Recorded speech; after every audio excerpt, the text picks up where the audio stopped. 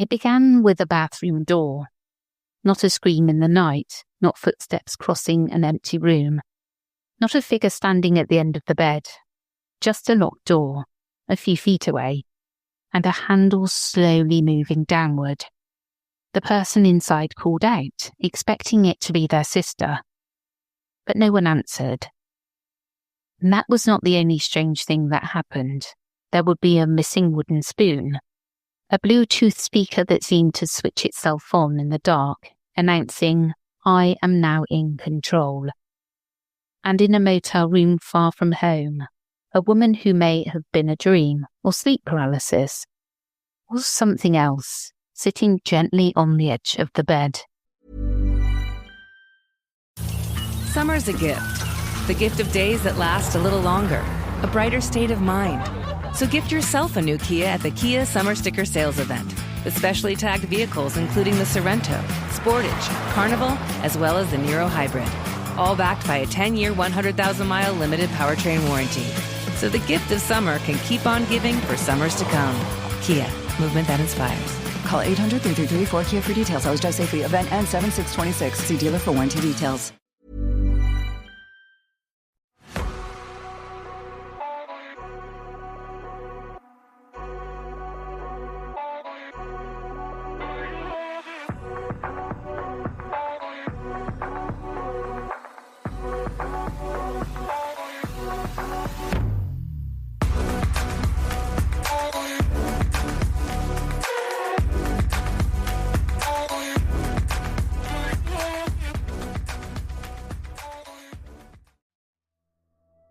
Hello, I'm Sarah and welcome to the Whispering Woods Reddit and listener story episode. I have got 4 spooky stories to share with you today and they're all written by the same person.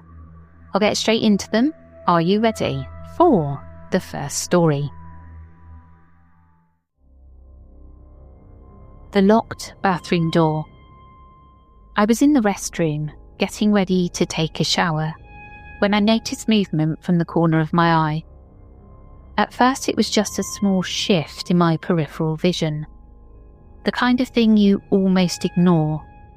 But then I looked toward the door, which was only a few feet away from me, and I saw the handle slowly moving downward. It was not quick or careless, it was slow and deliberate, almost like someone was trying not to make a sound while sneaking in.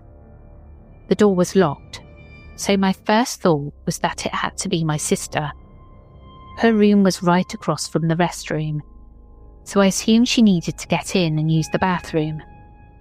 I called out, "Oh, just a second. I'll take a quick shower." There was no answer. That already felt strange, because I'd not heard anyone walk up to the door. I'd not heard footsteps. I'd not heard my sister open and close her bedroom door, even though her room was right there across the hall.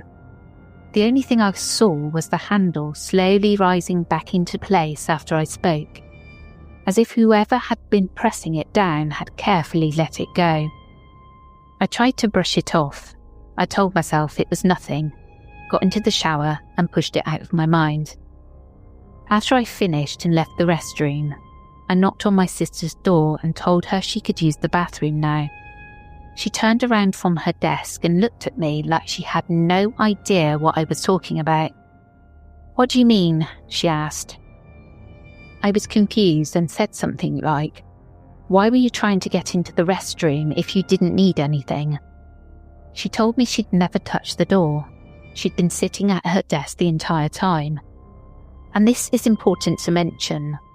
My sister is 6 years older than me. At the time, she was already a young adult, and she was not the type of person to pull pranks like that. Still, I convinced myself she was messing with me. I didn't want to think about it too much, so I just shrugged it off and left her room. But then, about a month later, something happened that made it impossible for me to forget. I was staying over at a childhood best friend's place. Her name was Amelia, and we grew up like sisters. Her apartment had 2 stories, and at one point I needed to use the restroom upstairs. So I went up, locked the bathroom door behind me and sat down. The room was quiet. I remember looking around, and then my eyes landed on the door. That is when I saw it again. The handle slowly moved downward. It was the exact same movement, the same careful, silent pressure. The same feeling that someone was trying to sneak in without being heard. In that moment, my brain understood what was happening before I could even fully react. Nobody else was home. It was just me and Amelia, and she was downstairs on the couch. She also had no idea about what had happened at my house a month earlier, because I never told her. A cold shiver went down my spine, my stomach dropped. I stared at the handle, and for a second I felt completely frozen. Then I called out, "Amelia, is that you?" No response. I don't know how I found the courage, but somehow I forced myself to move. I got up, walked to the door, and pulled it open as fast as I could. There was nothing there, just darkness. No person, no footsteps, no sound of someone running away, nothing. I went downstairs immediately and asked Amelia if she was trying to scare me. She looked just as confused as my sister had. And thinking back on it, there's no way she could have done it. I opened that door so fast, if she'd been standing there, I would have seen her. If she had run downstairs, I would have heard her. There was nowhere for her to disappear without me noticing. To this day, I still don't know what happened. It never happened again, and honestly, I hope it never does. I can't deal with rattling doorknobs. I really can't, because it just reminds me of the old black and white film, Haunted. You know, the hill, the house on the... You know that old black and white film, House on Haunted Hill. I'm just getting it all wrong now. But that film where the doorknobs rattle and it scared the life out of me, it reminds me of that and I can't deal with it. Are you ready for the second story? The missing cat spoon. Back when I still used to stream and create content on YouTube, I wanted to start a cooking series. I was excited about it, so I bought a few new utensils specifically for the videos. Sharp knives, decent cutting board, and my favourite piece, a cute wooden spoon with the silhouette of a cat carved into the centre. I even attached a small pastel blue bow to it, because pastel blue was my favourite colour at the time. When everything arrived, I was still in the middle of planning the first video, so I put all the utensils together in one spot in the kitchen. I knew exactly where they were. A week or two later, once I'd finally finished planning the video, I went to line everything up and get ready. That's when I realised the wooden spoon was missing. At first I thought I had simply overlooked it, but then I started searching properly. I checked the counters, the cupboards, the drawers, the shelves. Everywhere it could have possibly ended up. I basically turned the entire kitchen upside down. The whole time I kept thinking, this makes no sense. I'd not touched the spoon since the day it arrived. I placed it with the other utensils, and everything else was still there. The knives were there, the cutting board was there. Only the wooden spoon was gone. After searching on and off for hours, I finally gave up. A few weeks passed. One day, I was in my home office editing a video when I heard something hit the kitchen floor. It was loud enough that I definitely noticed it, but at the time I didn't think much of it.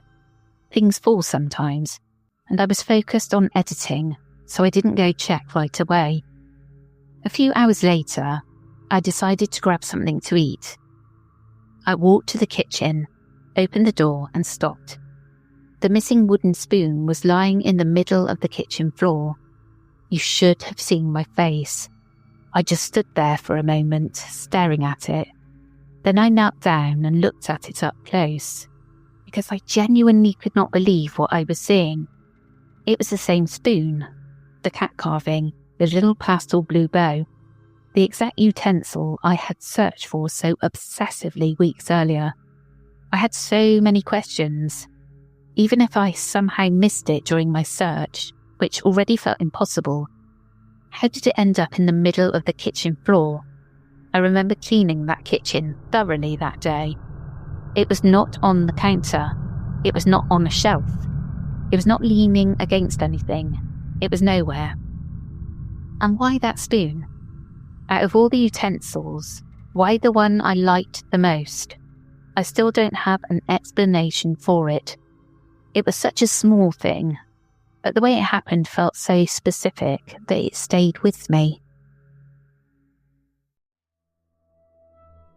I want to know, why take the favourite object? It's always the favourite. Now, something similar happened to me. The other day, I had to let the dogs out really early in the morning. And I put my e-cigarette down. And I just knew, I'm never getting that back. I ripped the house apart looking for it, destroyed everything, then had to put it all back together. And I have not found it since. Because this voice said to me, you're not having it back. And I knew. And like Rog said, oh, you'll find it. I went, I'm not going to get it. I'm not getting it back. And I just knew. Very different because the author got their spoon back. And I still haven't got my e-cigarette back. Are you ready for the third story? I am now in control. When I was a teenager, I had my own dance group. I was basically the leader of it, and because of that, I took the whole thing very seriously. At the time, I only had a pretty cheap Xiaomi phone, and the sound quality was not great. For a dance group, having decent music is kind of one of the basics. You need people to actually hear the beat properly, especially during practice. So I saved up and bought a Bluetooth speaker. I was still in high school, so it's not some expensive high-end speaker, but it was good enough. When it arrived, I was genuinely happy with it. It worked perfectly. I used it during dance practices, at the studio and at home. For a while, everything was normal. Then it started acting up and turning itself on out of nowhere. To explain why this was so strange, the speaker could only be turned on with a physical switch on the back. It was not a touch button or anything that could easily be triggered by accident. You had to flip the switch manually. When it was off, it was off. You could not connect to it through Bluetooth. It would not show up on my phone. There was no way to activate it from a distance. I tried to debunk this so many times, I really did. I checked whether my phone could somehow connect to it while it was switched off. It couldn't. I checked whether the switch was loose. It wasn't. I tried to find any normal explanation I could think of, because I didn't want to jump to conclusions. Another important detail is that whenever the speaker turned on, it was loud. It did not matter what the volume had been before. It would blast this short, dramatic dubstep-like sound, and then a robotic voice would say, I am now in control. You cannot resist my command. I know that sounds ridiculous. Even back then, I thought it was edgy and weird, but I brushed it off. I would laugh about it because it sounded like something a teenager would find cool in a cheap speaker. But then it started happening at night. I'd wake up for no clear reason, no nightmare, no bad feeling at first, nothing like that. I would just suddenly be awake in the dark, confused and annoyed, wondering why I'd woken up. Then a few seconds later, I'd hear it. The physical switch on the back of the speaker would move. I could actually hear the little click of it being flipped. Then the speaker would turn on, loud as always, with that dramatic sound and the robotic voice saying, I am now in control. You cannot resist my command. It happened over and over again, always at random times between 1 a.m. and 3 a.m. Somehow it never happened during the day. Never when it would have been easier to explain or less terrifying. Only at night, when the room was dark and quiet, and I was awoken by something I couldn't explain. It got to the point where it felt like I was being tormented. There's a reason sleep deprivation is used as torture. Being woken up again and again, night after night, does something to you. You start dreading bedtime. You start listening for every little sound, even when nothing happens. You cannot fully relax because you are waiting for it. At some point, I told a friend about it. She didn't really believe me at first, which I understood. It sounds absurd. A speaker turning itself on at night, even though it needs a physical switch. I probably would have been sceptical too. So I invited her to sleep over. That night, it happened right in front of her. The speaker turned on by itself, and we both just stared at each other in complete disbelief. I still remember that look. It was not funny anymore. It was not just me being scared in the dark. Someone else had seen it happen too. After that, I wanted to get rid of it. I was tired, I was scared, I was angry. It felt like this thing had been messing with my sleep and my sanity for far too long. One night, after it happened what felt like the 50th time, I completely snapped. The next morning, I put the speaker on my desk and just stared at it. I remember standing there, going back and forth in my head. Part of me felt ridiculous. I kept thinking, either I'm about to make a complete fool of myself by talking to a speaker, or I'm going to spend the rest of my life not knowing what was happening in this apartment. Eventually, I thought, fine, I'll do it. So I spoke out loud. I asked if anyone was there. Silence. Then I said something like, if the person who keeps turning this speaker on at night is still here, please give me a sign. Turn it on again if you're here. Then I just stared at it. Nothing happened. 5 minutes passed, and I started laughing because I felt so stupid. I just stood there talking to a Bluetooth speaker like it was going to answer me. I had a dentist appointment about an hour later, so I decided to stop being weird and go take a shower. When I came back to my room, the switch had been moved to on. I couldn't believe my eyes. I ran to my mum and asked if she'd gone into my room and turned the speaker on. She said, no, but I did hear it turn on. I thought that was you. That was the moment I completely lost it. At that point, I was done. I didn't want it in my room anymore. I gave it to my mum and told her to throw it away or hide it, because I didn't want to see it again. Years later, she told me she'd thrown it away because she got an odd feeling from it too. That is the whole story. The strangest part is that about 10 years have passed now, and I recently bought the exact speaker on eBay. I want to see if anything happens again, and if it does, I want to try and catch it on video. That is spooky to me, that it said that I'm now in control. That is terrifying. I don't know if they would have said that back then. Is it a real thing, or was something inside of that Bluetooth speaker? I think there was something evil inside of it. Are you ready for the fourth and final story? The woman at the motel. This next experience might have been sleep paralysis. I want to say that up front because I'm aware of what sleep paralysis is, and I've had it a few times before. Still, I'm including this one because it felt so physical and so different from the usual version people talk about. At the time, I was in my apprenticeship, and the technical college connected to it was in a different city from my workplace and home. In the beginning, I travelled back and forth every day. The commute was about 2 to 2.5 hours each way, so I'd spend most hours just getting there in the morning, and then hours getting back again in the afternoon. It was exhausting, and it felt like so much time was being wasted. It also affected my grades, because I could not really study or focus properly on the train. So eventually, I decided to stay overnight whenever I had school there, instead of doing that commute every single day. That's how I ended up renting a room in a small motel. One of my classmates was staying there too, and I also knew the owners a little. They were an elderly couple, and I got along with them well. They seemed kind, and at the time, I trusted them. That night, I was lying in bed with the light on.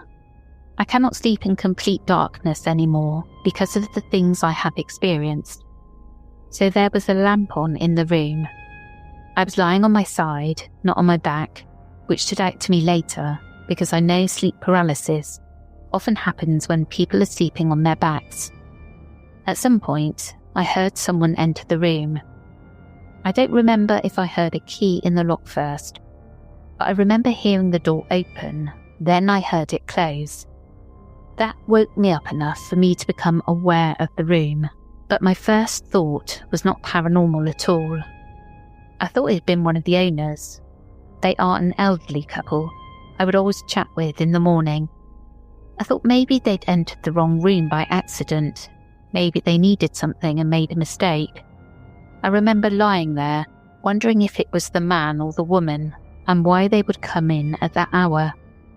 For some reason, my first instinct was to pretend I was asleep. I thought, if they realise someone is in the bed, they will understand they are in the wrong room and leave. I know that sounds strange, because most people would probably sit up and say something. But at that moment, I just stayed still and kept my eyes closed. Then I heard footsteps. They came closer to the bed, and then I felt the mattress dip. Someone had sat down on the side of the bed. That was the moment my brain went from confused to alarmed. I remember thinking, hold on, what are they doing? Why would they sit on my bed? At that point, the situation felt wrong. Not ghostly, not dreamlike. Just wrong in a very human way. My mind immediately went to the worst possibility. Because if a real person enters your motel room at night and sits on your bed, that is terrifying. So I opened my eyes just enough to glance. There was a woman sitting beside me. She looked around 30 to 35 years old. She was thin and had long hair, I think a chocolate brown colour. I only saw her face for a moment, but I remember her looking tired, not dead, not monstrous, not like something from a horror movie, just tired. There was something sad in her face too, especially in her eyes. I knew immediately that I did not know her. That was when I closed my eyes again and realised I could not move. And the second I noticed that, I thought, okay, this must be sleep paralysis. I didn't feel pressure on my chest. I don't remember struggling to breathe. It was not like the classic version where something is sitting on you and you feel like you are suffocating. I was just unable to move. And there was this woman sitting beside me. Then I felt her touch my hair. She started caressing it gently, almost like she was trying to comfort me. And that is the part that still makes this experience so strange to me. Because once I realised it was probably sleep paralysis, I stopped feeling as alarmed. The situation should have felt terrifying. An unknown woman had entered my room, sat on my bed, and touched my hair. But instead it felt oddly calm. It felt like someone was saying without words, "You've been worrying too much, just rest. I'm here." She continued stroking my hair, and instead of panicking, I let myself relax. Then I fell back asleep. When I woke up again, I was fully awake. And of course, my mind immediately went back to what had happened. I contacted my boyfriend at the time and told him about it. His first reaction was to ask if I was sure it had not been a real person, because the way it sounded so physical. Someone entering the room, the door closing, the footsteps, the bed dipping, the touch. But I knew it could not have been a real person. At least I do not believe it was. The moment I realised I could not move, it lined up too much with sleep paralysis. Still, I could not sleep for the rest of the night. Not because I felt attacked, but because it was so vivid and so strange. I'd never had a sleep paralysis experience like that before. It was not just a shadow in the corner, or the feeling of something watching me. It felt like a real person had sat next to me and tried to calm me down. To this day, I still think about her sometimes, not in a scared way, more in a confused way. If it was just my brain, then my brain created someone who felt sad, tired, and gentle, and for some reason, that has always stayed with me. Well, at least the author wasn't frightened of the woman sat on the bed. And yes, it would have been bizarre if the couple who owned that place were coming into the bedroom. You can actually get these things that you slip under the door. I've got one. Not that I use it at all, I've never used it. But you can slip them under the door so that people can't push your door open. I recommend it to everybody out there. Have a look on Amazon and it stops your door so nobody can get in, and you can take it with you wherever you go. Small enough to fit in your handbag or your backpack. Well, that's my bit of advice. Well, that's it from me today. I hope you enjoyed, and we will catch you again on Sunday for the After Dark. Take care, everyone.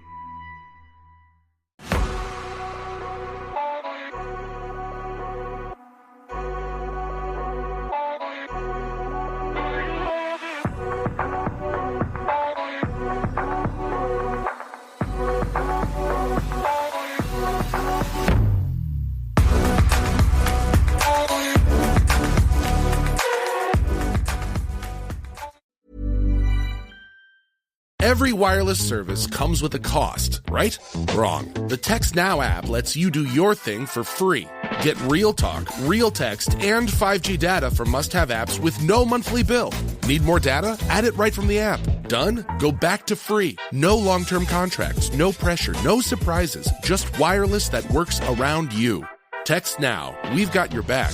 Download Text Now in your app store today. Wireless plans require the purchase of a SIM card. Visit textnow.com for terms and conditions. The stories told on the Whispering Woods are inspired by historical records, witness reports, and local folklore. While every effort is made to research and represent events accurately, some details, names, and locations may differ from official accounts or have been changed out of respect for those involved.